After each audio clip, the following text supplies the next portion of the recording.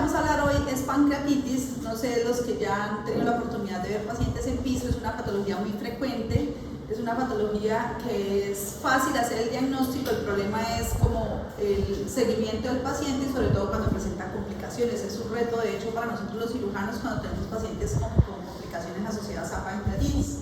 Al primero que les va a llegar a ustedes, el paciente con pancreatitis es a ustedes, entonces es importante que sepan hacer el diagnóstico, que lo sospechen y que hagan el manejo inicial. ¿Listo? Existen múltiples causas de pancreatitis. Si nosotros nos vamos a referir a la epidemiología, dependiendo si es Estados Unidos, si es Europa o Latinoamérica, pues va a variar. En nuestro medio, es decir, aquí en Latinoamérica, en Colombia específicamente, la pancreatitis, el 80% es causada por origen biliar, el resto es causada por alcohol o por otras causas que pues ya las vamos a mencionar. Pero para que tengan en cuenta que la principal causa en nuestro medio es por cálculos, por eso es que la vemos en cirugía, ¿no es cierto? Si ustedes se van a Estados Unidos o a Europa, probablemente las causas sean por medicamentos, por alcohol, por el trastorno metabólico que ahorita ha venido como en crecimiento, todo lo que tiene que ver con hipertrigliceridemia.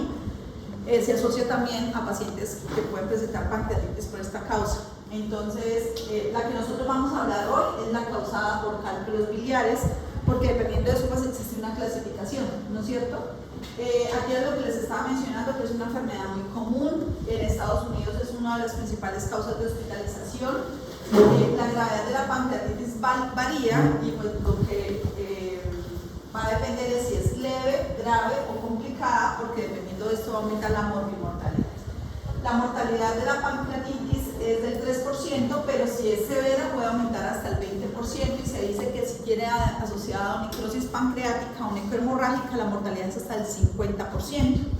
Lo que les mencionaba, que cuando son complicadas pues va a ser de peor tratamiento.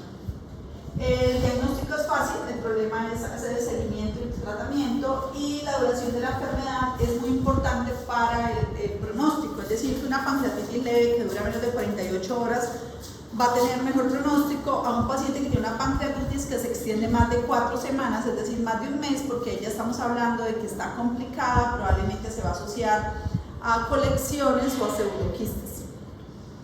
Entonces, para empezar a hablar de la pancreatitis, tenemos que saber qué es el páncreas.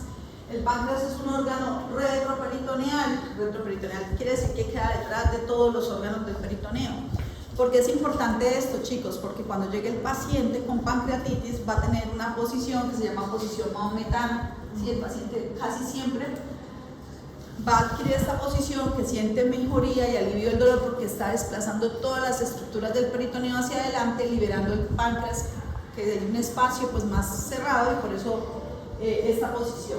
Mide entre 2 y 15 centímetros, eso es importante cuando vamos a ver las imágenes, que pues el páncreas está agrandado, está hematizado, entonces lo normal es que mida esto.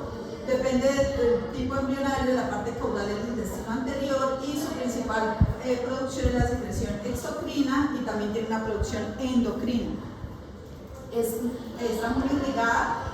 Mire que está irrigada por el tronco celíaco y la arteria mesentérica, tiene ramas superiores anteriores y posteriores y ramas inferiores anteriores y posteriores. Y también tiene unas ramitas de la arteria esplénica, o sea, es un órgano muy vascularizado porque pues cuando hace la producción exocrina pues se tienen que liberar como las sustancias que esta produce para todo lo que tiene que ver con la digestión de los alimentos. Y el drenaje venoso va a ir a la porta. Tenemos un dibujito del páncreas, este es el páncreas, la cabecita que sale en la segunda porción del duodeno, el cuerpo y la cola que se va a encontrar con el vaso. Entonces, mencionábamos que la principal función es exocrina. Exocrina el 80%, entonces va a producir todo lo que tiene que ver con la degradación de los alimentos a través de los sinógenos, y tiene un porcentaje endocrino que es la insulina, el glucagón, la somatostatina. Que hay que tenerlo en cuenta cuando vamos a ver la clasificación de la pancreatitis, que le tomamos a los pacientes glicemia, y también cuando los pacientes presentan pancreatitis severas pueden quedar con un trastorno de la insulina, entonces pueden quedar diabéticos. ¿Listo? Entonces, de la que vamos a hablar hoy es la pancreatitis de origen biliar, que como les mencioné es el 80% de la causa. Entonces, esto es muy importante, doctores. A partir de esta clasificación, que se llama la clasificación de Atlanta, que se describió en 1992, es como un consenso de expertos a nivel mundial y se reúnen periódicamente, ¿sí? Ellos van hablando sobre los cambios que hay sobre la pancreatitis, porque pues a medida que pasa el tiempo, pues uno va conociendo mejor las enfermedades, ¿cierto? Esta clasificación dice que la pancreatitis es un proceso inflamatorio agudo del páncreas que se acompaña de compromiso variable en los tejidos regionales u órganos o sistemas lejanos. Tiene que tener dos de estas tres características para uno decir que el paciente tiene pancreatitis. Entonces, dolor abdominal, que les mencionaba que es un dolor que inicia en epigastrio, se irradia en banda y se queda en la espalda, que el paciente adquiere una posición maometana. Que tenga lipasa elevada o amilasa 3 veces el valor normal del sitio de referencia. Me explico. Por ejemplo, comuneros, el valor normal de amilasa es 30. Para yo decir que es positiva, debe ser mayor de 90. Si ustedes se van para San Juan de los Canasticos y el valor normal de la amilasa es 100, pues para decir que es pancreatitis tiene que tener 300. Y amilasa solamente que esté elevada, esa no es 3 veces, sino que esté, la lipasa que esté elevada. ¿Por qué? Porque la lipasa es muy específica del páncreas, no le elevan otras cosas. Y hallazgo en imágenes de pancreatitis. Entonces, por ejemplo, llega el paciente con dolor abdominal, le hago amilasa y está positiva, ya digo que es pancreatitis. Si llega el paciente con dolor abdominal y tiene un TAC o una ecografía que dice pancreatitis, ya es pancreatitis. ¿Listo? Con que tenga dos de estas tres, esta es la clasificación de Atlanta. Miren que no se ha modificado desde 1992, sí han ido cambiando como ciertas clasificaciones que ya las vamos a ver. ¿Hasta ahí todo bien? Después le preguntan en la rotación, ¿y cuál es la clasificación de Atlanta? Y me llama Juan Daniel, ¿usted no dio esa clase? Atlanta, 1992, les preguntan en el examen. Entonces, esta clasificación se ha modificado. Entonces, se puede clasificar en dos fases, en temprana y en tardía. Temprana es la primera semana, todo lo que pasa durante la primera semana. Y ya se dice que es tardía cuando se prolonga más de una semana, ¿sí? La mayoría de pacientes están acá, es decir, son leves, que es solamente una pancreatitis edematosa, y ya las que se vuelven severas o tardías van a estar después de una semana. Según la severidad, cuando yo me formé de médico, solamente existía la leve y la severa, ¿sí? Ahora, en los últimos, yo creo que 6 o 8 años, apareció esta nueva clasificación en la que hay leve, moderada y severa. La leve es el paciente que llega con dolor abdominal. Si quiero ahorita les paso las diapositivas, se las dejo ahí guardaditas y las van a que se concentren.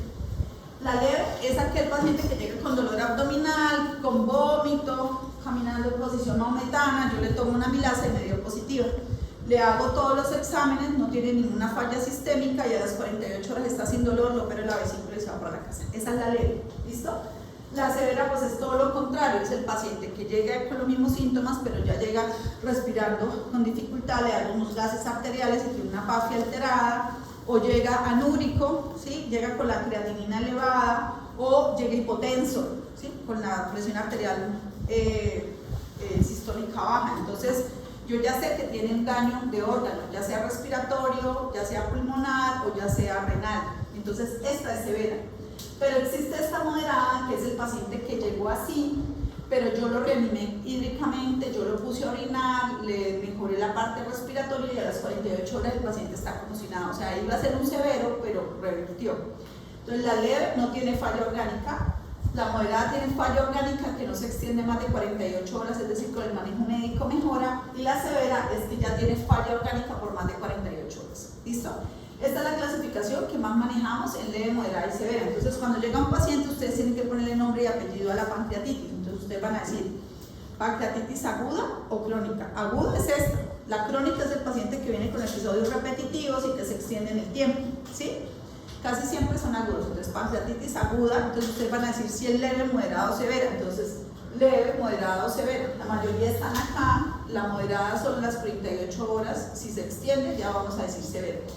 Y después tenemos que decir de origen. Entonces, de origen biliar, de origen alcohólico, de origen metabólico, de origen medicamentoso, de origen traumático, ¿sí? Le van a poner todos esos apellidos. Y también pueden decir si es edematosa o necrotizante. Entonces, ustedes ven que en la línea de tiempo, la edematosa es la que ocurre tempranamente en los pacientes leves y la necrotizante es la que ya es tardía en los pacientes severos y que se extiende en el tiempo. Estos son pacientes que ya tienen colecciones organizadas y pueden formar incluso pseudoquistes. ¿Listos? Hasta ahí bien.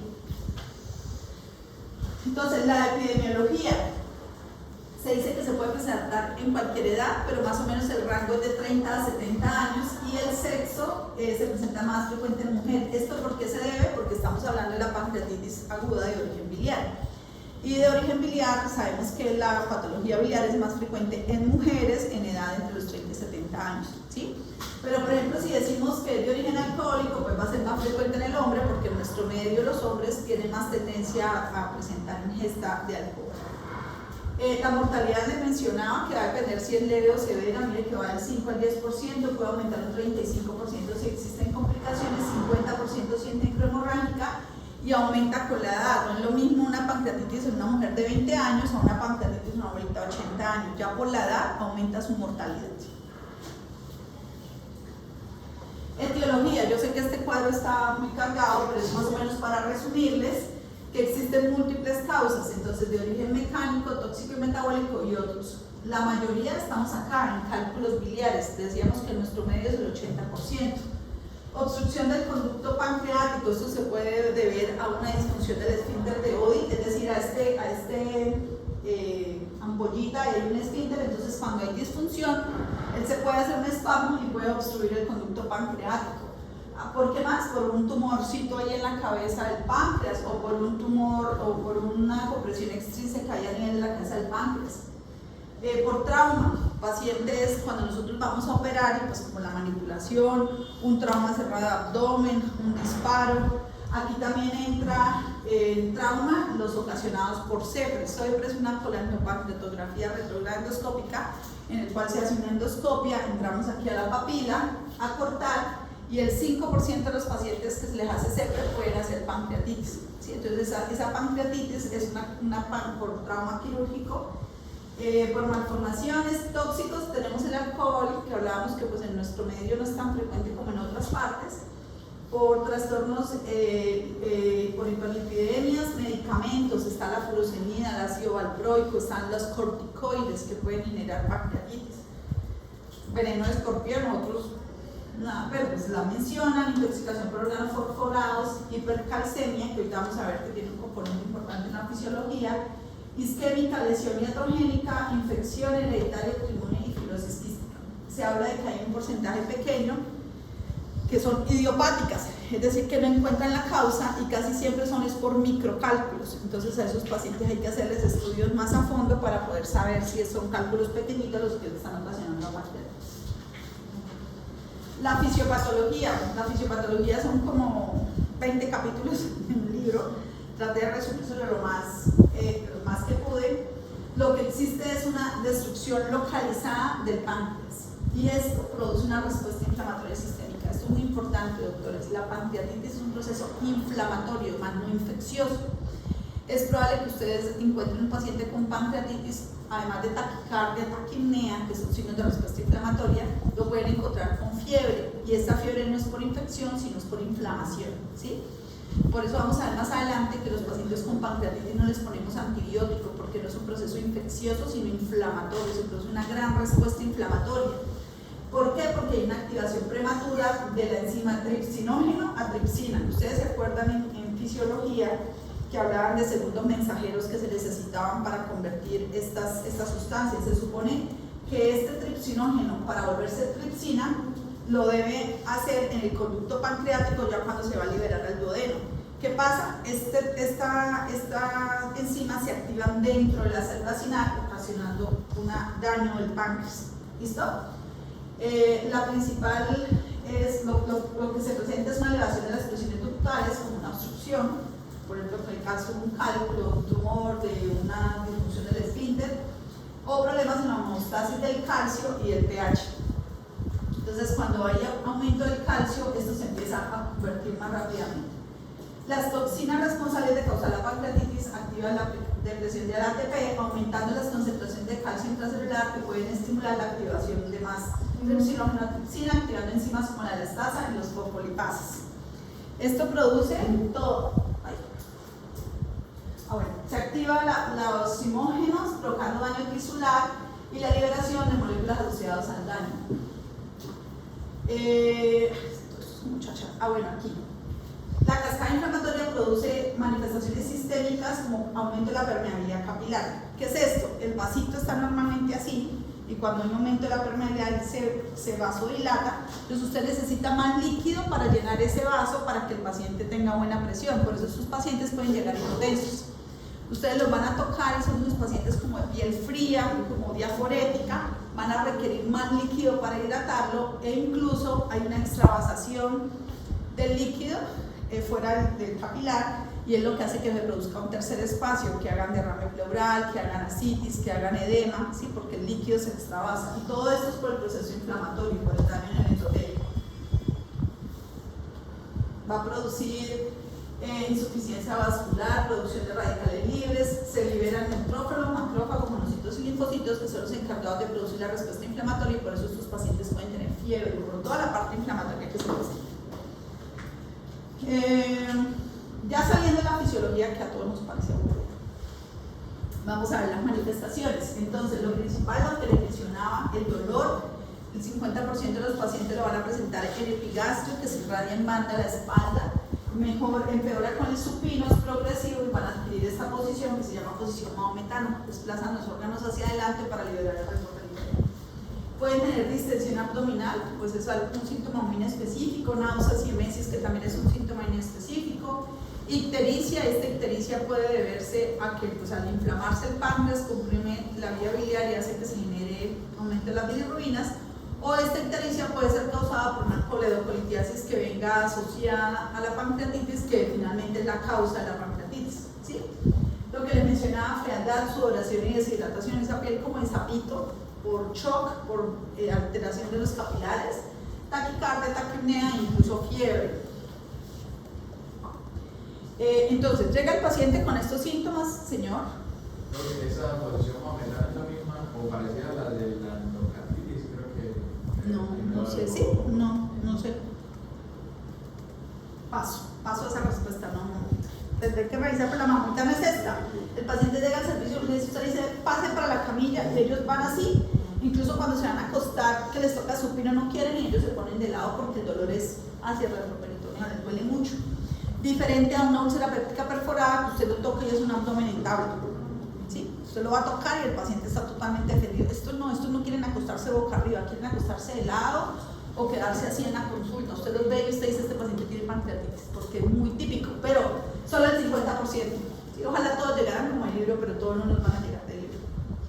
Entonces llega el paciente con el dolor abdominal, usted dice, de pronto este paciente tiene pancreatitis. Hay signos que nos ayudan a confirmar o a resaltar este diagnóstico. No quiere decir que todos los pacientes con pancreatitis la tengan, de hecho son las pancreatitis severas. Entonces van a tener este signo que se llama el signo de Gulen, que es una quimosis periumbilical, pero esta quimosis no solo se presenta en pacientes con pancreatitis, sino pacientes, por ejemplo, con un embarazo ectópico roto, o sea, todo lo que tenga sangre en el retroperitoneo se va a ver manifestado aquí con una quimosis a nivel periumbilical, pero no quiere decir que todas las pancreatitis la tengan que tener, eso es más para las pancreatitis microhemorrágicas, las severas. Si ustedes tienen ese signo, asústese porque algo está pasando en el retroperitoneo, ¿sí? El signo de Grey Turner es la misma quimosis, pero va a ser aquí, en la parte lateral. El signo de Fox, que es este signo del cual hay equimosis, pero aquí en la cara interna del músculo. ¿Sí? Esos son equimosis, es hemorragia del retroperitoneo y una de las causas es la pancreatitis. Entonces, si ustedes encuentran los signos, pues probablemente el paciente tenga pancreatitis. Entre los diagnósticos diferenciales tenemos perforación, lo que les estaba diciendo, la úlcera péptica. De hecho, yo personalmente, cuando tengo un paciente con abdomen en tabla, yo le hago milasa, porque me pasó hace poco, ya siendo cirujana, llegó el paciente con abdomen agudo y el turno quirúrgico está perforado, lo pasé y era una pancreatitis. Operar una pancreatitis les empeora el pronóstico, porque es un páncreas que está inflamado, yo voy a ir a manipularlo, pues se empeora. Entonces, fue un desacierto mío, es un error de como cirujana no haberlo pensado. Entonces, yo ahora siempre que tengo un paciente con abdomen agudo, le descarto la pancreatitis porque es uno de los diagnósticos diferenciales. Entonces es preciso, llegó el paciente con abdomen agudo, le hice pancreatitis, amilasa y amilasa salió 1 y pico, quieto, no lo opere, es una pancreatitis, sino que simula un abdomen agudo. Entonces una úlcera péptica perforada es el diagnóstico, cólico biliar, colecistitis, colangitis, todo lo que es patología biliar, la isquemia mesentérica, el paciente llega abdomen agudo, doloroso, vómito y puede elevar amilasas. Obstrucción intestinal, neoplasias, la hepatitis, neumonías, una neumonía basal, una neumonía derecha puede simular el dolor, puede tener dificultad respiratoria, taquicardia, fiebre, puede ser una pancreatitis, ¿no es cierto? El embarazo ectópico, por lo que les hablaba de los signos y las equimosis. Entonces, lo primero que tenemos que hacer es hacer un hemograma. Le vamos a pedir al paciente amilasa o lipasa. Ese es un gran error que tienen los médicos. Llega el paciente y le piden amilasa o lipasa, pídanle una de las dos. ¿Por qué? Porque dependiendo del tiempo que lleva el paciente, es muy buen método diagnóstico cualquiera de las dos. Entonces, si el paciente, doctora, es que me empezó el dolor hace 12 horas, me empezó hace un día, me empezó hace 2 días, el método ideal es una amilasa. Ya si esa amilasa le sale negativo, usted sigue sospechando, pues ahí sí hace una lipasa. ¿Por qué les hago esta sugerencia? Porque no en todas partes hay lipasa. Esta, digamos, vale 30.000, esta 300.000, y eso para un sistema de salud representa dinero. Usted pedir amilasa y lipasa si alguna de las dos le va a dar el diagnóstico. Pero si, por ejemplo, el paciente ya lleva más de 5 días, probablemente esta le salga negativa porque ella tiene un pico máximo de 3 a 5 días y después empieza a descender. Entonces, el paciente puede tener pancreatitis y salir la amilasa normal. En cambio, la lipasa es más específica y dura hasta 12 días en depurarse, hasta 12 días dura en el cuerpo, ¿sí? Pero entonces ustedes en un servicio de urgencias pidan amilasa, es más económica, tiene un pico hasta de 5 días, es decir, que si lleva poquito tiempo es buen método diagnóstico, y acuérdense que tiene que ser 3 veces el valor normal para decir que es positivo. Debemos hacer un perfil hepático completo, uno pues porque queremos ver el riesgo de coledocolitiasis, o sea, la posibilidad de que la causa de la pancreatitis sea una coledocolititis. Si ustedes están por allá en San Juan de los Canasticos, no tienen cómo tomar una muestra. ¿Saben dónde queda San Juan de los Canasticos? En mi imaginación, bueno, más allá. Que les va a tocar. Ustedes ya no van a ser rurales en Pueblito, ¿no es cierto? ¿O sí todavía? Sí. Bueno, a los que les toca hacer rural más allá de la.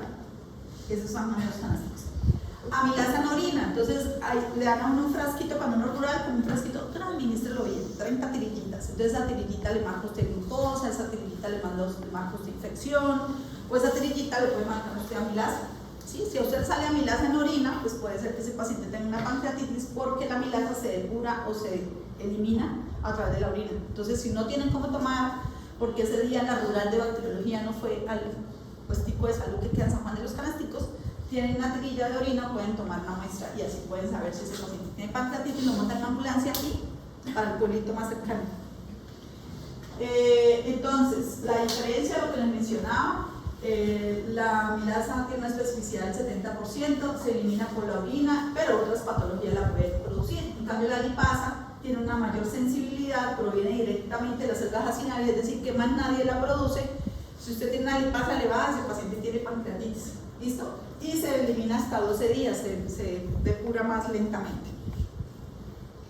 Bueno, empezaron las clasificaciones. La pancreatitis es una patología que tiene muchas clasificaciones. Al final les voy a mencionar como la que más usamos, pero igual ustedes tienen que saber, cuando uno habla de pancreatitis, tienen que hablar de Ramson, tienen que hablar de Baltasar y tienen que hablar de Apache, porque es lo que se viene hablando desde 1992, que yo creo que ni habían nacido y ya hablaba de estas clasificaciones. Ramson es una clasificación que sirve para medir mortalidad. ¿Qué quiere decir? Que con cada una de ellas yo doy un puntico y al final miro si tiene menos de 2 puntos, de 3 a 5, de 6 a 7, mayor de 7, y esa es la mortalidad. No se la tienen que aprender, doctores, solamente quiero que sepan que existe, de dónde sale, y hay aplicaciones. Usted pone Google, Ramson, y usted simplemente mete los datos y ella le bota esta clasificación, pero es para que ustedes sepan que Ramson es por algo. Esta tablita que yo les traje, lo que está por fuera es la de origen biliar y la que está entre paréntesis es de otras causas. Si ven que los valores varían un poquito dependiendo si es de origen biliar o no. Entonces, ¿qué tienen en cuenta Ramson? Los exámenes al ingreso y los exámenes a las 48 horas. Al ingreso, edad, fácil de saberlo, ¿no es cierto? Leucocitos, en el hemograma que les dije al principio que se pedía. Si da más de 16.000 leucos, ya da un puntico. Glucosa. Recuerdan que hablábamos que el páncreas es un órgano también endocrino. Entonces, si yo tengo la glucosa alterada es porque algo está pasando en el páncreas. La insulina se está alterando por la producción acelerada de tripsina. La LDH, la ASAT. Y a las 48 horas voy a tomar otros exámenes. ¿Por qué? Porque 48 horas es para decir si se queda moderado o si ya se vuelve severa. Entonces, que haya una disminución del hematocrito del 10%. Si esto sucede, quiere decir que la sangre está muy concentrada, y si está muy concentrada es porque ese paciente tiene lo que les hablaba, esa vasodilatación, le hace falta mucho volumen para llenar ese vaso, entonces la sangre va a salir concentradita y por eso el hematocrito se va a aumentar en un 10%. El aumento del BUN, el BUN que mide la función renal. Si yo tengo el BUN elevado es porque hay algún daño a nivel del riñoncito, y si está ocurriendo un daño a nivel del riñón, quiere decir que ese paciente está haciendo una falla de órgano. ¿Cuál órgano? El riñón. ¿Sí? Ya se está volviendo moderada o severa porque hay daño de órgano. Recuerden que leve no tiene ningún daño de órgano. El calcio sérico menor de 8. ¿Por qué? Porque si yo tomo la medición de calcio y está bajito, quiere decir que todo el calcio está ya haciendo daños a nivel de las enzimas, ¿no es cierto? Si está normal, quiere decir que ese páncreas no está activo, no siguió produciendo tripsina. Déficit de base de más del 4%, eso lo encuentran en los gases arteriales. Y no sé si ustedes sepan interpretar gases arteriales de medicina interna, pero lo que le decían a uno es que si a usted le hace falta base exceso, tiene déficit, es porque le hace falta agua, ¿sí? ¿No les explicaban eso? Cuando ustedes toman el base exceso y dice menos 4, menos 5, menos 6, es la cantidad de líquido que le hace falta. Ahí creo que hay como un capítulo de un libro de medicina interna que hablan sobre cómo interpretar gases arteriales. Sería bueno que lo revisaran. Gases arteriales le ayudan a uno mucho para muchas patologías. Y secuestro de líquido estimado a 6 litros. ¿Sí? Quiere decir que si yo a un paciente le dije a la jefe, cuantifique de líquidos administrados, líquidos eliminados, yo le puse 12.000 líquidos y ha orinado 2.000, quiere decir que se le están quedando 10.000, es decir que algo está pasando, ¿no es cierto? El riñón no se está expulsando adecuadamente el líquido, o hay tanto vasodilatación que todo el líquido se está quedando ahí secuestradito. Entonces, esto es una medición de que las cosas no van bien. Entonces, mide la mortalidad, es el Ramsau, ¿sí? Entonces, les preguntan, la clasificación de Ramsau, ¿para qué sirve? Para medir mortalidad. Se toma el ingreso y a las 48 horas, esto ya no se usa. Yo esto ya no lo hago, pero es cultura. Después la doctora no les enseñó. Apache, terrible esa tabla, ¿no es cierto? La doctora está loca y piensa que la vamos a aprender. Yo no me la sé, doctor, no se preocupe. También usted dice en Google, Apache 2, que le sale la tabla. Y la tabla usted simplemente va a poner todos estos datos que van a dar cuenta que son muy bobos y que están al alcance de 3 exámenes y de la historia clínica del paciente. ¿Qué mide Apache? Apache mide también morbimortalidad, no solamente sirve para pancreatitis, sirve para muchas patologías. De hecho, es un criterio para ingreso a UCI, tomar Apache. Cuando el paciente sale de UCI, le dan un nuevo Apache y se tuvo que haber mejorado con respecto al anterior, o sea, me va a medir cómo va evolucionando el paciente. ¿Para qué sirve el Apache en pancreatitis? Para decir severidad. Si un paciente tiene más de 8 puntos, se considera severa y debe ir a la unidad de cuidado intensivo. ¿Listos? Vamos a ver de qué se trata. Temperatura, fácil. Esto son los valores normales. Si se sale de los valores normales, le da un puntico. Y al final yo sumo todos los punticos y si me da mayor de 8, pues el paciente debe ir a la UCI. Entonces, la temperatura, la presión arterial media, fácil. En la historia clínica está la frecuencia cardíaca, frecuencia respiratoria y la PAFI. La PAFI que se mide en gases arteriales. Entonces, ya de entrada sabemos que un paciente con pancreatitis tengo que hacerle gases arteriales. pH, ¿dónde lo mido? Gases arteriales. Lo normal, esto, si se sale de esto, le dan 2 punticos. Sodio, potasio y calcio, es decir, electrolitos. Ya sé que a un paciente tengo que medir gases arteriales, sodio, potasio, electrolitos. Creatinina, entonces ya tengo que tomarle al paciente creatinina. Y se acuerdan que en el anterior decía que pues BUN y creatinina. Hematocrito y leucocitos, ¿en qué se mide esto? En un hemograma. Si aquí no tuvimos que pedir mayor examen, entonces le vamos a pedir un hemograma, unos electrolitos, los gases arteriales, BUN y creatinina, y hablábamos que hay que tomarle un perfil hepático, los bilirrubinas, fosfatasos y transaminasas. Pero para el Apache no sirve esto. Ahora, ¿qué quiere decir esto? 15 menos Glasgow. Entonces, si el paciente tiene 15 de Glasgow, pues 15 menos 15 da 0, es decir, no me da ningún punto. Pero si el paciente está somnoliento, por ejemplo, y tiene 9 de Glasgow, al restarlo ya me da 6 puntos. Entonces, ahí ustedes lo van sumando. Y por último está la edad. ¿Señor? ¿Sí? 15, y si está alterado, si no está alterado no me da ningún punto. Entre más somnoliento esté, pues más puntos me da.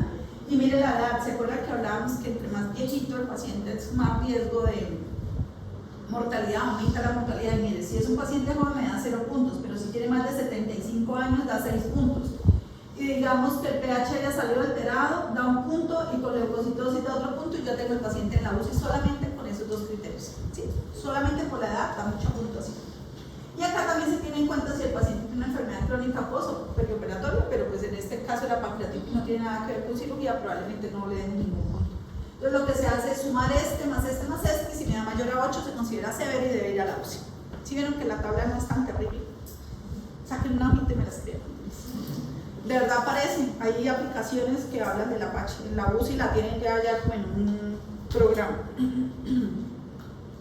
Y esta es la que actualmente se viene usando. Desde el 2013 salió esta clasificación y es como la que se ha mantenido. De hecho, esta es la modificada, se llama Marshall. ¿Y Marshall qué mide? Los órganos afectados. Bueno, los que habíamos dicho, respiratorio, renal y cardiovascular. Y acá está. Un puntaje mayor de 2 en cualquier órgano define la presencia de una falla orgánica. Y decíamos que para que fuera moderado o severa debía tener falla orgánica. Si es menos de 48 horas moderada y si es más de 48 horas severa. Decían que es como la tabla más práctica y la que más usamos. ¿Qué tiene en cuenta la PAFI? Que donde se encuentran en gases arteriales. La creatinina, en el bullying de creatinina que le vamos a hacer de rutina al paciente, y cardiovascular midiendo la tensión arterial sistólica. ¿Sí? Si me da 2 puntitos, es decir, de aquí para arriba, se dice que es una falla. Esa es como la que más usamos, Marshall, que nos mide la falla. Si hago esta, no hago RAS. Es que ya Ransom casi no hacemos lo que te decía, ya no. Yo, por ejemplo, en turnos no la pido. Lo que pasa es que si tú quieres sacar Ransom, tú ves que son los mismos exámenes para todos. O sea, se pide, ya vamos a ver, hemograma, perfil hepático, electrolitos, boom, creatinina, entonces te sirve para Ransom, te sirve para Apache, te sirve para Marshall. Pero lo que me va a medir realmente la severidad es esta, porque me va a decir si hay falla de órgano o no. El Ransom te dice la mortalidad, pero no te dice si hay falla de órgano o no. En cambio, esta sí, y esta es la que necesitamos para saber si es leve, moderado o severa. ¿Sí? Se supone que un paciente que llega con dolor abdominal, yo le hago Marshall y tiene 0 puntos, pues es una leve. ¿Sí? A las 48 horas come, lo operamos y se va para la casa. ¿Por qué lo operamos? Porque la principal causa es la patología biliar. Entonces le operamos la vesícula, porque pues no sirve de nada que se me abre el páncreas y yo no saco la vesícula porque volver a ser pancreatitis. Por si la cosas. Entonces, hablábamos que tenemos la clínica, tenemos las clasificaciones y vamos a tener imágenes. ¿Qué imágenes tomamos? Pues la principal, la ecografía abdominal, porque la principal causa de la pancreatitis en nuestro medio de orina biliar. ¿Y en dónde vamos a hacer el diagnóstico de la patología biliar? En una ecografía, ¿sí?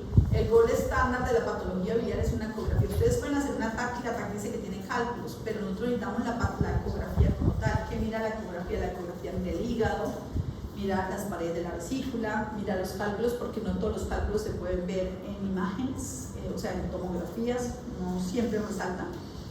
Vamos a ver la vía biliar, el radiólogo nos va a medir cuánto mide la vía biliar y pues nos puede dar también imagen del páncreas. El páncreas no es tan bueno en la ecografía porque como es un órgano retroperitoneal, son pacientes que están distendidos, pueden no dejarme ver bien el páncreas. ¿Sí?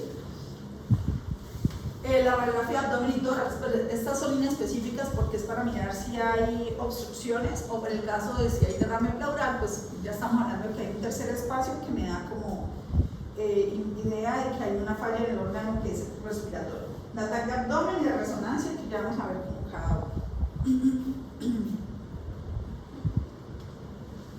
De la ecografía, lo que les mencionaba, esto es lo que ve el radiólogo, las paredes de la vesícula, los cálculos que van a dejar una sombra, este es el diagnóstico de una colelitiasis. Es decir, que la ecografía la hacemos es más para hacer el diagnóstico de la causa, más no para evaluar el páncreas, porque a veces es limitado por la distensión abdominal. A veces él no logra ver el páncreas, señor. No, escuché.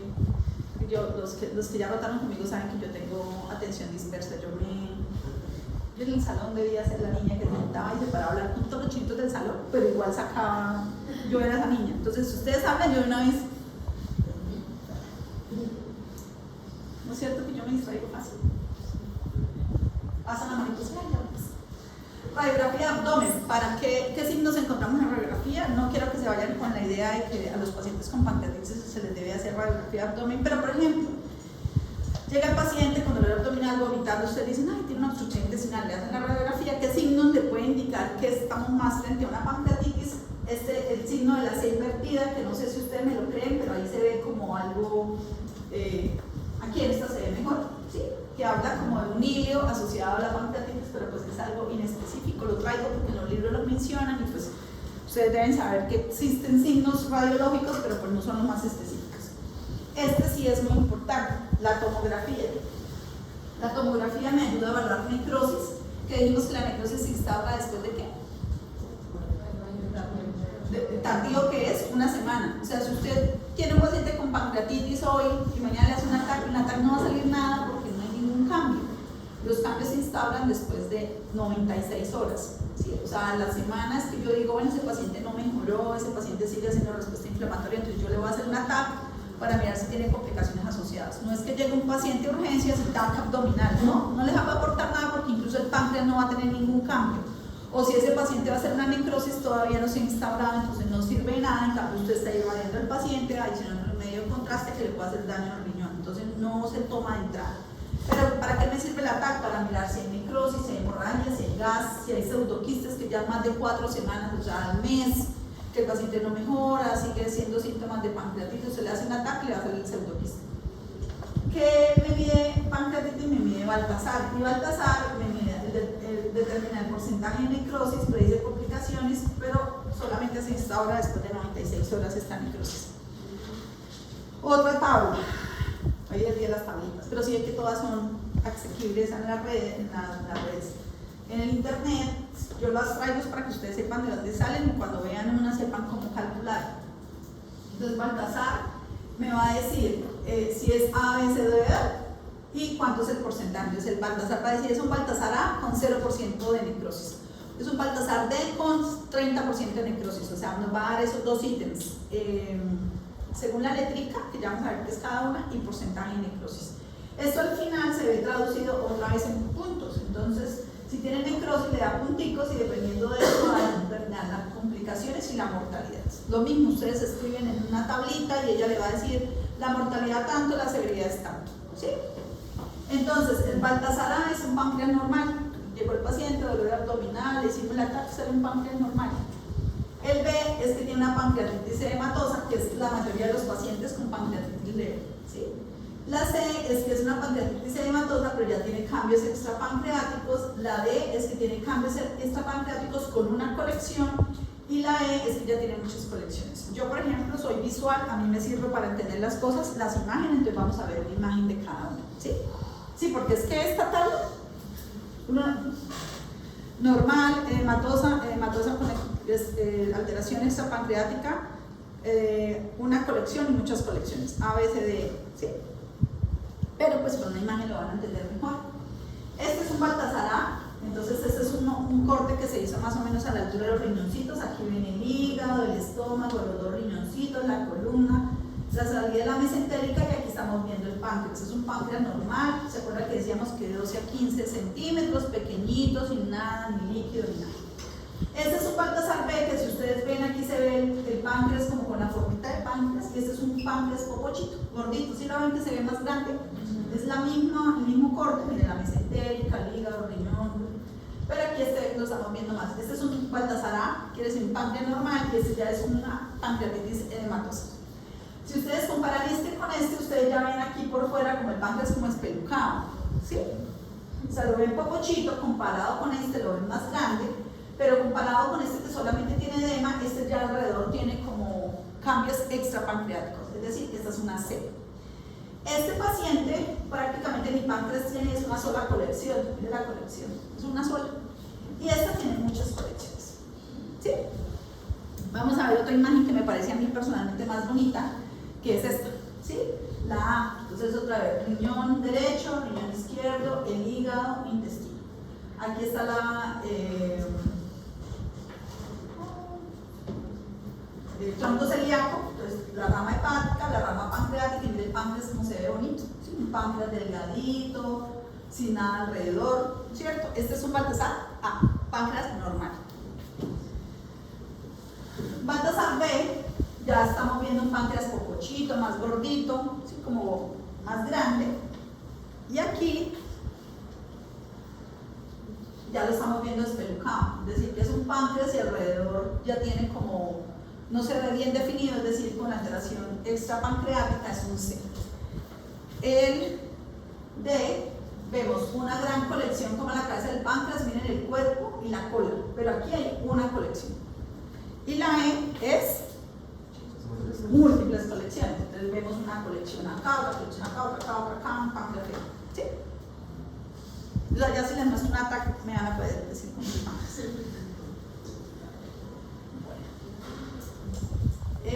Vamos a empezar a hablar de manejo.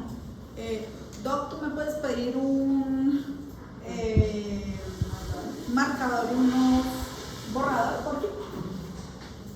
Nosotros lo esperamos. Mientras tanto, estiran las piernas. ¿Sí tiene?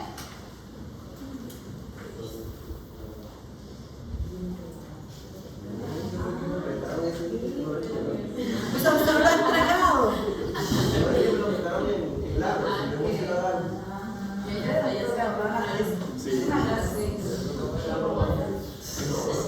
Entonces, el manejo se va a basar en la alimentación, en la reposición de la bulimia, el manejo del dolor, el síndrome de hipertensión intraabdominal, el uso del antibiótico, radiografía, endoscopia y cirugía. Todo esto hay que pensar en un paciente con pancreatitis. Vamos a ver como cada una de ellas y al final vamos a hacer un caso clínico para que ustedes me ayuden a resolver. Entonces, en cuanto a nutrición, lo primero que hay que hacer es dejar al paciente con nada vía oral. ¿Por qué? Pues porque tenemos que dejar ese páncreas en reposo. Si sabemos que es el páncreas el encargado de producir la parte exocrina, es decir, la liberación de tripsina, que finalmente pues se activa con los alimentos, yo quiero que ese páncreas esté en reposo, que es lo primero que tengo que hacer, pues dejar al paciente sin nada vía oral, ¿sí? Uno se muere primero de no dormir que de no comer. Entonces los pacientes llegan y doctor, y no puedo, no puede comer. Hay que dejar ese páncreas tranquilo. Cuando tenemos pancreatitis severa, es decir, pacientes que ya están en UCI, que ya llevan más de una semana, que debo ir pensando en cómo alimentar a ese paciente, porque además, como decíamos, la pancreatitis es una patología inflamatoria, es decir, el catabolismo está activo y alterado. Yo tengo que darle aporte nutricional a ese paciente para que tenga energía de donde defenderse de la inflamación, ¿no es cierto? Entonces ahí es cuando yo pienso si le doy al paciente una nutrición enteral temprana o parenteral. ¿Qué quiere decir enteral? Que yo le pongo una sonda por la nariz y por ahí le administro una alimentación especial. ¿Qué quiere decir parenteral? Que yo le pongo un catéter venoso central o un catéter periférico por donde le voy a dar una nutrición preparada en un laboratorio. O sea, es una cosa totalmente sintética, pero le va a aportar lípidos, proteínas, carbohidratos porque está hecho de dextrosa y además yo le puedo administrar electrolitos como el sodio o el potasio, ¿sí? ¿De qué depende si pongo una u otra? Esta es la ideal en el paciente que está en UCI, que tengo que alimentar, porque me sirve de función de barrera epitelial. Yo estoy activando los enterocitos, disminuye las complicaciones sépticas y reduce la mortalidad. Cuando uno lee esta parte de la nutrición enteral, dicen si es conveniente que la sonda esté en el estómago o esté avanzada, ¿sí? Lo ideal es que esté avanzada, pues porque obviamente ese estómago puede estar distendido, puede estar haciendo un hilo y pues obviamente toda la nutrición que yo le dé al paciente se va a retornar. Si se la avanzo, pues va a disminuir esa posibilidad de que retorne la sonda, pero igual se la puedo dar en el estómago y no pasa nada, ¿sí? Entonces, el paciente normal, el de la pancreatitis leve, que va a ser la gran mayoría, nada vía oral. Los pacientes que van a UCI, yo decido si es enteral temprana o parenteral. Ahora, ¿por qué me faltan diapositivas? Entonces, cuando pensamos en el manejo quirúrgico de la pancreatitis, si el paciente tiene coledocolitiasis, pues debo primero corregir la coledocolitiasis y después operar la vesícula. Y también el manejo quirúrgico sirve cuando hay complicaciones. Esto está ya reevaluado. Se contraindica operar a un paciente con pancreatitis por lo que les hablaba al principio, ¿sí? Casi siempre esperamos la resolución de estas pancreatitis, hacemos drenajes percutáneos, otras gástricos, tratamos de no invadir el estómago, pues la cavidad abdominal, pues porque puede empeorar el pronóstico. Cuando lo operamos, cuando hay que entrar a hacer una necrosectomía, es decir, que el páncreas está necrótico, sobreinfectado y que definitivamente si yo no quito ese tejido muerto necrótico, el paciente no va a mejorar. Pacientes que hay que drenarles un absceso, es decir, que ya vimos que un absceso no se puede drenar percutáneo o lo hemos intentado drenar percutáneo y no ha mejorado. O los pacientes que tienen una hipertensión intraabdominal, es decir, que yo les mido la PIA, la presión intraabdominal, y están aumentada, eso no me deja un buen retorno venoso, me está comprimiendo la vasculatura del riñón y el paciente está entrando en un síndrome de hipertensión intraabdominal, entonces yo tengo que laparostomizar, es decir, abrir el abdomen para liberar esa presión, ¿sí? Cuando yo me formé como cirujana hacíamos mucho esto, pero como les digo, esta es una patología que se viene estudiando cada 2 años, 3 años, hay consensos y cada vez está menos la parte quirúrgica, todo es percutáneo o mínimamente invasivo. Finalmente lo que hacemos es operar la vesícula porque es la causa, ¿sí? Cuando nosotros ya le hicimos resonancia a ese paciente, vimos que no tiene coledocolitiasis, resolvió la pancreatitis, yo le opero la vesícula porque finalmente es la causa de la pancreatitis. Cuando son severas, no la opero en la misma hospitalización, sino se opera más o menos 6 semanas después, porque pues no voy a operar a un paciente con pancreatitis activa o severa, llena de colecciones, pues porque puedo empeorar la pancreatitis o técnicamente o quirúrgicamente hablando va a ser más difícil operar, ¿sí? También se usa el manejo quirúrgico para resolver pseudoquistes o fístulas pancreáticas, pero pues ya ese es un tema más específico. Hola, me faltaron unas diapositivas. La reposición de la bulimia es lo más importante. Hablábamos que hay una vasodilatación, que hay un secuestro de líquidos, hay un tercer espacio, entonces yo necesito activamente reanimar a ese paciente con líquidos. No les dé miedo reanimar a un paciente con pancreatitis, obviamente teniendo en cuenta las patologías asociadas. Si es un paciente con falla cardíaca, pues hay que tener un poquito de cuidado. Si es un paciente que tiene falla renal o está en diálisis o prediálisis, pues también hay que tener cuidado porque la idea no es encharcar a ese paciente. Pero si es una paciente joven, si es un paciente sin comorbilidades, no tengan miedo de reanimar al paciente con líquidos, porque finalmente cuando el proceso inflamatorio revierta, esta vasodilatación mejore, ese tercer espacio mejore, todo ese líquido se va a eliminar. Los pacientes cuando están en UCI, los familiares les preocupa mucho verlos edematizados, y ese es el menor de nuestros problemas, porque cuando ya el edema pasa, o sea, cuando toda la enfermedad resuelve, el edema pasa solito, nosotros no tenemos que hacer nada para que ese edema resuelva, ¿sí? Entonces no les dé miedo reanimar, y ahorita vamos con un caso clínico a saber cómo podemos darle los líquidos al paciente. Lo que les hablaba, bueno, el manejo del dolor, el medicamento ideal es uno trata de evitar los opioides, porque los opioides se dice que una parte pueden aumentar la contracción del esfínter de Oddi. Entonces, si yo tengo el esfínter ahí contraído y una pancreatitis, es decir, lo estoy obstruyendo por el esfínter, pues me puede empeorar una pancreatitis, pero igual se puede usar. Se usa la metadona, pero por el COVID se acabó en el país. Se usa el tramadol, pueden usar morfina, pero teniendo cuidado que eso puede empeorar el dolor del paciente, ¿sí?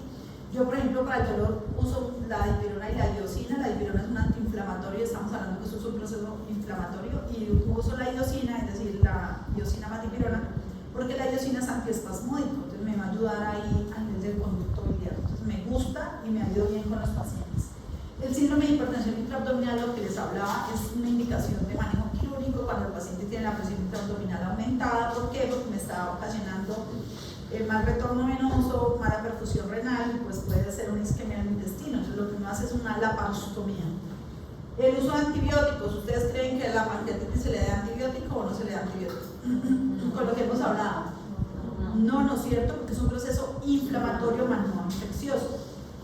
Entonces, ¿a quién le damos antibiótico? Al paciente que concomitante de la pancreatitis tiene una colecistitis. Entonces yo le voy a dar antibiótico, pero a la colecistitis, más no a la pancreatitis. Entonces le puedo poner ampicilina sulfatán, piptazo. Si el paciente concomitante de la pancreatitis tiene colangitis, pues también le doy antibiótico, pero a la colangitis o a la colecistitis, no a la pancreatitis. Si yo tengo un paciente con una pancreatitis complicada, que yo ya vi que tiene una necrosis pancreática, está sobreinfectada porque en la tarde le di gas, le di absceso, a este paciente sí le voy a poner antibiótico, y el antibiótico ideal para los pacientes con pancreatitis complicada son los carbapenems. Entonces se usa el meropenem, el imipenem, el ertapenem. Los otros, o sea, un piptazo o una ampicilina no va a penetrar en los órganos del páncreas. El que mejor penetra, y eso está en todas las guías de pancreatitis, son los carbapenems. Es decir, que si ustedes tienen que usar antibiótico, va a ser porque tiene una complicación asociada a la pancreatitis, un absceso demostrado, gas, necrosis sobreinfectada, ¿sí? Y se usa carbapenems.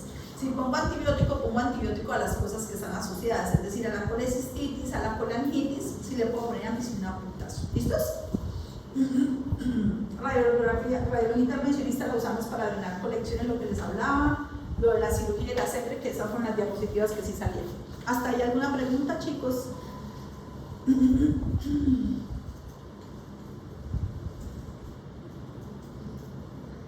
¿El gol estándar va a ser la ecografía o va a ser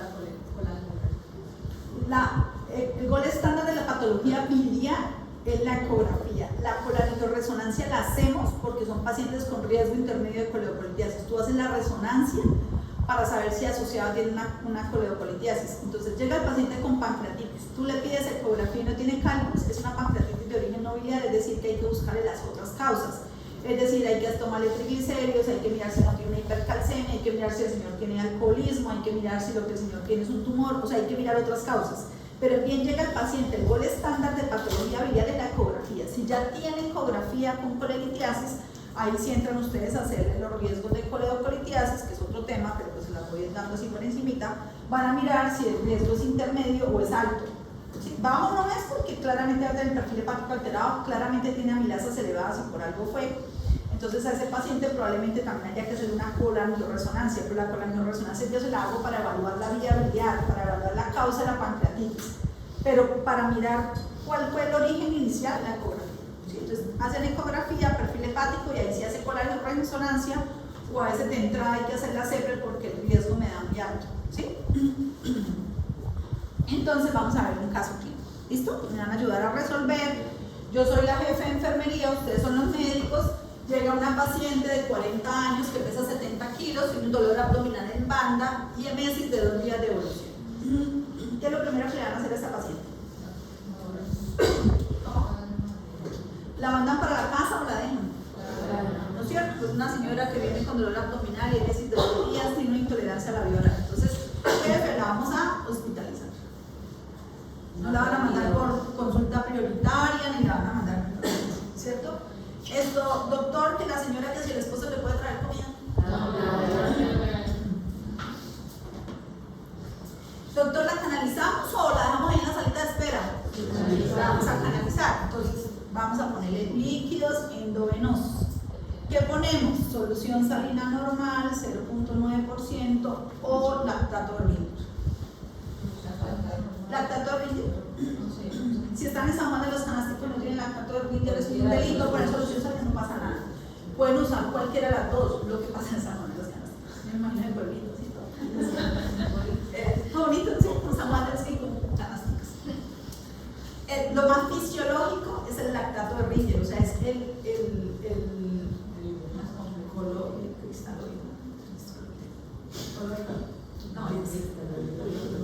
más fisiológico, ¿sí? Pero si ustedes no lo tienen a mano, no pasa nada que remine el paciente con solución salina. En cambio, si ustedes tienen un paciente, por ejemplo, con una falla renal, que esto le aporta un poco de potasio, pues no le pongan lactato, pues porque si quieren potasio en 8, pero no le vamos a poner más potasio. O el paciente que es diabético, ustedes saben que esto le aporta también, le aumenta la glicemia, pues pónganle solución salina. Entonces pueden usar ambos, el fisiológico y el ideal es el lactato de rígido, pero si no lo tienen o el paciente tiene alguna condición, le ponen solución salina. ¿Cuánto le vamos a poner? 70. ¿Cómo? ¿70 qué? 70, 60. ¿Cuánto? 70 la fórmula es, si la paciente tiene 70 kilos, de 30 a 50 cc por kilogramo de peso. Saquen la calculadora. ¿Cuánto da esto? Digamos que la paciente no tiene falla cardíaca, no tiene falla renal, nos vamos a ir al extremo, ¿cierto? Si es una bolita chiquitita con fracción de eyección del 20%, mide como 50, pues nos vamos para más poquito, ¿sí? Para no echar cada bolita. ¿Cuánto? 30. Ah, 30.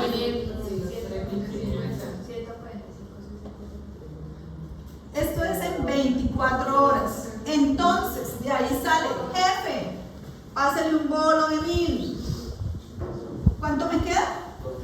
2500. Y si yo divido esos 2500 en 24 horas, ¿cuánto me da? Continuar a 100 cc hora. De ahí sale el que todos digamos, jefe, póngale a 100 cc hora. Si ven que de ahí sale, no nos lo estamos inventando. Tiene un origen y es una fórmula que es de 30 a 50 cc. Yo les estoy diciendo, no les dé miedo encharcar al paciente, pues encharcarlo no les dé miedo reanimar al paciente.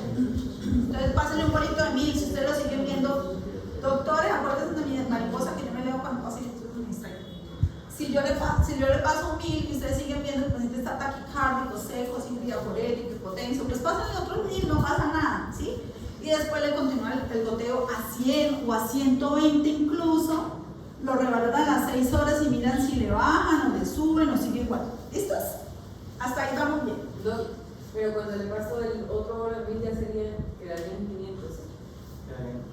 Si yo le paso otro 1000 y sigue taquicárdico, entonces ¿qué? Le paso otro 1000, nos quedaría 1500. Por eso lo pueden revalorar a las 6 horas y mirar. O sea, esto es una fórmula estándar, pero igual le pueden poner 5000, le pueden poner 6000, sino que esto es como lo que usamos siempre. Ustedes van a ver en servicio de urgencia, ustedes no ven que todas las evoluciones dicen lactato rellena 100 cc hora. Cuando queremos modificar ponemos 80. O sea, pero de ahí sale. Eso es como el basal de una persona. Pero obviamente si esa persona vomitó, si esa persona está hipotensa, no, 3500 de ahí no me paso, ¿no? Porque probablemente el paciente esté necesitando más. Este es el valor estándar como en un paciente 70 cc en sus condiciones normales, pero si ustedes lo ven hipotenso, lo ven taquicárdico, con la boca seca, acá vomitar, mejor dicho, un baldado, pues no, 3500, ¿no? Le pueden poner más, incluso pueden reponer. Si ustedes ven que vomitó, pues ustedes mismos dicen, pues jefecita, pasen un bolito de 500 para reponer el vómito que acaba de tener, no está mal, ¿sí? Ustedes pueden ponerle durante el día del paciente 5000, 6000, ustedes van a ver en la UCI un paciente le ponen 10.000, 12.000.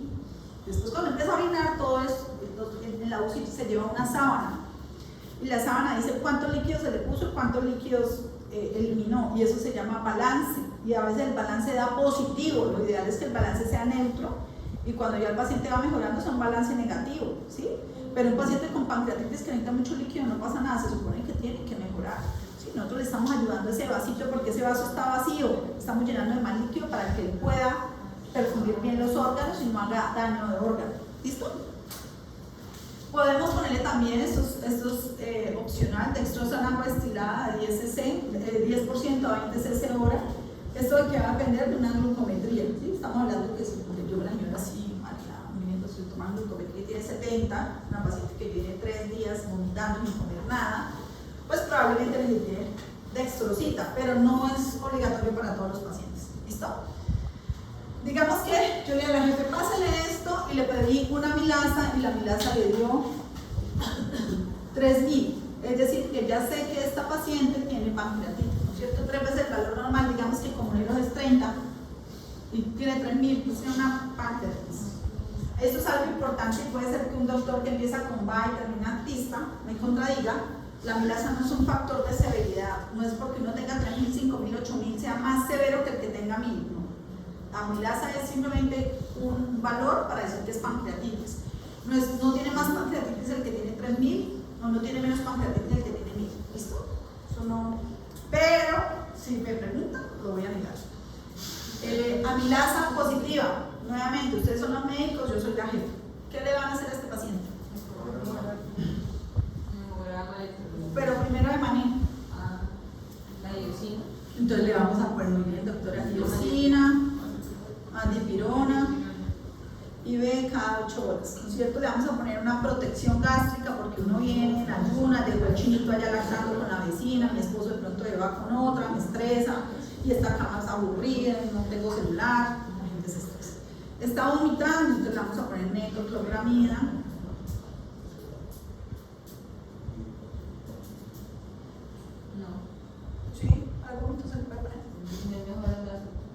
El ondansetron es para manejo oncológico porque es a nivel, es diferente la forma en la que funciona. Este es un H2, anti-H2. ¿Le quiere poner algo más al paciente? Ahora sí, vamos a pedir exámenes. ¿Qué exámenes le va a tomar, doctor? Un hemograma, electrolitos, un BUN, una creatinina, unos gases, un perfil hepático, la ecografía hepatobiliar o ecografía abdominal total, como quieran, pero pues aquí quiero la vejiga, la próstata, los riñones izquierdos. Le vamos a decir a la jefe que le tome glucometría a ese paciente cada 8 horas, ¿no es cierto? Que cuantifique líquidos administrados y líquidos eliminados. ¿Le vamos a poner antibiótico? ¿Cuál? No. Muy bien, antibiótico no. Resulta que si tiene colangitis o tiene colecistitis, ¿qué le ponemos? Ampicilina sulbactam o piptazol. Ya pasaron 4 semanas, tiene una necrosis pancreática con absceso, un carbapénico. ya saben manejar pancreatitis, se pueden ir ahorita a la UCI a trabajar.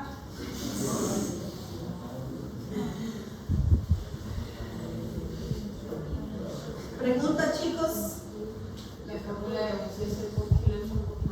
Sí, eso es más para pediatría, doctora. Nosotros usamos de 30. ¿Ustedes ya vieron líquidos electrolitos con la doctora Huitrago? Ella les va a explicar esa misma formulita y ustedes van a quedar con los principios cuando ya sepan. Entonces, esto para que lo tengan en cuenta más resumido, doctores. Hospitalizar, una vía oral, los líquidos, ahí les puse la formulita, así que le podemos dar 100, 120, 150, no se estresen por eso.